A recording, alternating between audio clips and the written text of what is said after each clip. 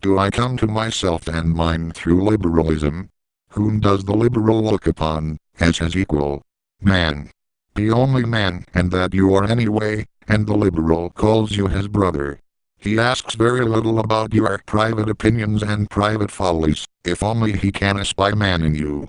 But, as he takes little heed of what you are privatim, indeed, in a strict following out of his principles sets no value at all on it, he sees in you only what you are generatim. In other words, he sees in you, not you, but the species, not Tom or Jim, but man, not the real or unique one, but your essence or your concept, not the bodily man, but the spirit. As Hans you would not be his equal, because he is Hans, therefore not Hans. As man you are the same that he is. And, since, as Hans you virtually do not exist at all for him, so far, namely, as he is a liberal and not unconsciously an egoist, he has really made brother love very easy for himself. He loves in you not Hans, of whom he knows nothing and wants to know nothing, but man. To see in you and me nothing further than men, that is running the Christian way of looking at things, according to which one is for the other nothing but a concept, a man called to salvation, for instance, into the ground. Christianity properly so called gathers us under a less utterly general concept. There we are sons of God and led by the Spirit of God. Yet not all can boast of being God's sons, but the same Spirit which witnesses to our spirit that we are sons of God reveals also who are the sons of the devil. Consequently, to be a son of God one must not be a son of the devil. The sonship of God excluded certain men. To be sons of men, that is, men, in the contrary, we need nothing but to belong to the human species, need only to be specimens of the same species. What I am, as this I is no concern of yours as a good liberal, but is my private affair alone, enough that we are both sons of one and the same mother, namely, the human species. As a son of man I am your equal. What am I not to you? Perhaps this bodily I, as I walk and stand. Anything but that.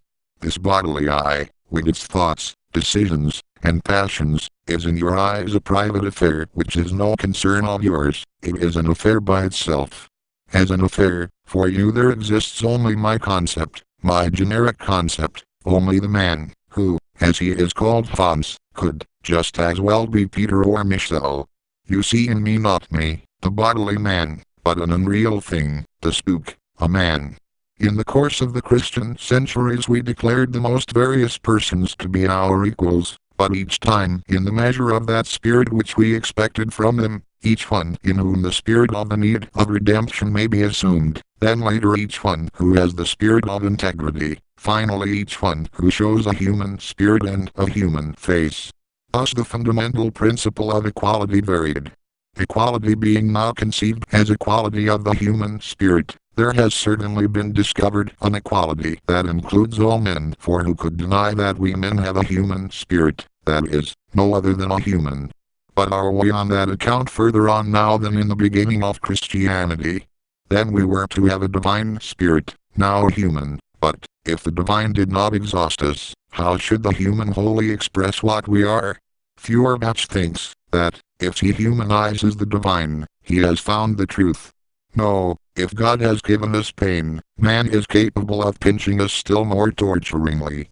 The long and the short of it is this, that we are men is the slightest thing about us, and has significance only in so far as it is one of our qualities, our property. I am indeed, among other things, a man, as I am a living being, therefore an animal, or the European, a Berliner, and the like, but he who chose to have regard for me only as a man, or as a Berliner, would pay me a regard that would be very unimportant to me. And wherefore? Because he would have regard only for one of my qualities, not for me. It is just so with the spirit too. A Christian spirit, an upright spirit, and the like may well be my acquired quality, my property, but I am not this spirit, it is mine, not its. Hence we have in liberalism only the continuation of the old Christian depreciation of the I, the bodily Tom. Instead of taking me, as I am, one looks solely at my property, my qualities, and enters into marriage bonds with me only for the sake of my possessions. One marries, as it were, what I have, not what I am. The Christian takes hold of my spirit, the liberal of my humanity. But, if the spirit, which is not regarded as the property of the bodily ego but as the proper ego itself, is a ghost, then the man too, who is not recognized as my quality but as the proper I, is nothing but a spook, a thought, a concept. Therefore the liberal too revolves in the same circle as the Christian. Because the spirit of mankind, man, dwells in you, you are a man, as when the spirit of Christ dwells in you, you are a Christian, but, because it dwells in you only as a second ego, even though it be as your proper or better ego, it remains otherworldly to you, and you have to strive to become holy man. A striving, just as fruitless as the Christians to become holy a blessed spirit. One can now, after liberalism has proclaimed man, declare openly that here it was only completed the consistent carrying out of Christianity, and that in truth Christianity set itself no other task from the start than to realize man, the true man. Hence, then, the illusion that Christianity ascribes an infinite value to the ego, as in the doctrine of immortality, in the cure of souls, etc., comes to light. No, it assigns this value to man alone. Only man is immortal, and only, because I am man am I too immortal. In fact, Christianity had to teach that no one is lost, just as liberalism to puts all on an equality as men, but that eternity, like this equality, applied only to the man in me, not to me.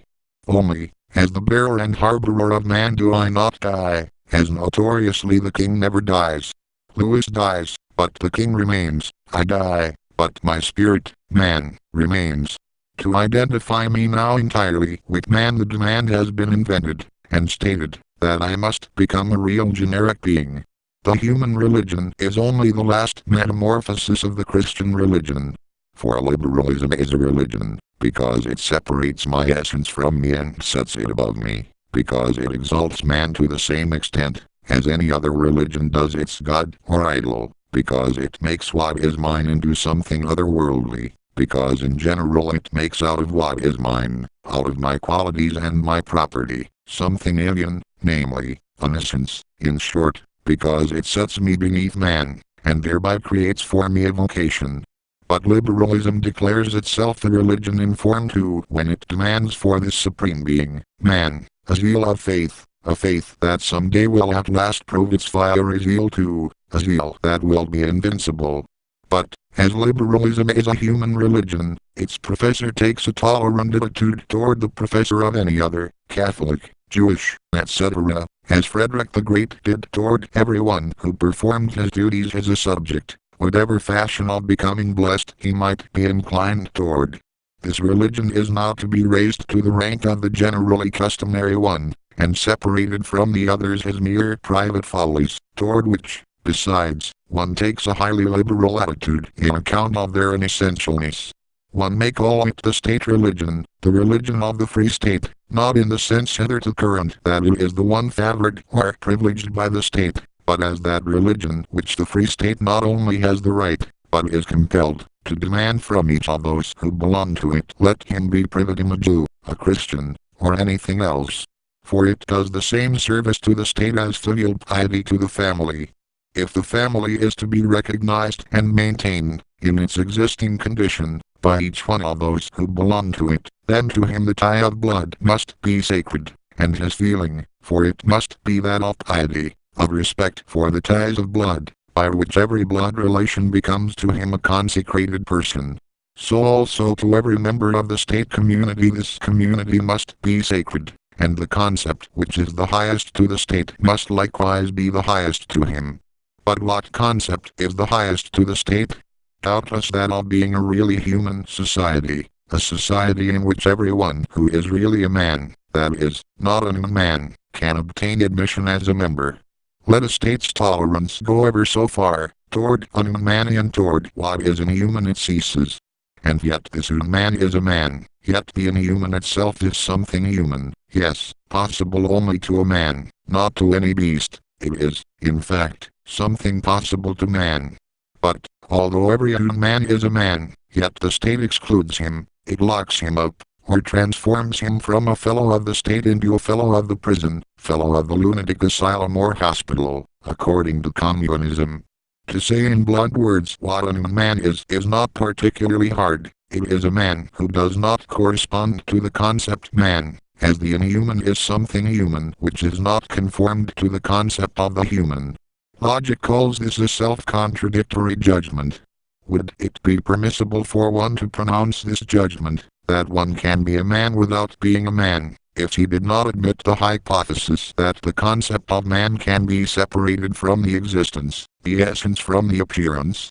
They say, he appears indeed as a man, but is not a man. Men have passed this self-contradictory judgment through a long line of centuries. Indeed, what is still more, in this long time there were only two men. What individual can have corresponded to his concept?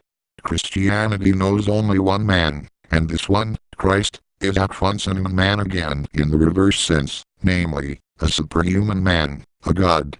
Only the true man is a real man. Men that are not men, what should they be but ghosts?